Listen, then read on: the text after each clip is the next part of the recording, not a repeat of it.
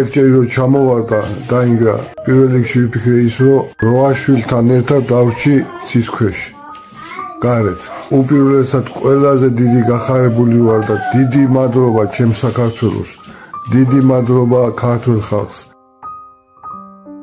ლიცილა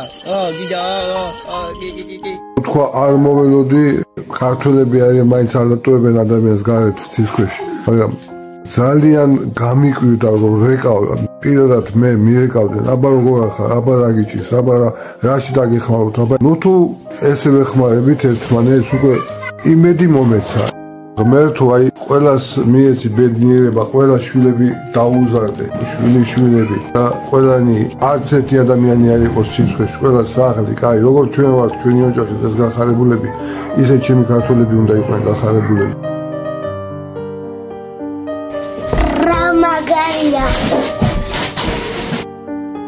ძალიან გახარებულები ვართ. რომ გაიგეს წუხერო და გვირეკეს მთელი ღამე არ ეძინა თუ ხარო და იმედი გამეცოტა ხალისიც მომივიდა. თათიკია. დაბაცია. ჩვენ ახალი კუტყები გვაჩვია. ხვალ დილად ენდება ჩვენ ცისქვეშ არ ვიღვიძებთ. და ჩემი შვილები ხვალ იმ სათამაშოებით ითამაშებენ. ამ სიცილკისით მადლობას ეთქვიან ჩერნოვეცკის ფონდს და მთლიანად ჩვენ საქართველოს. რა პრობლემები დაგჭათ?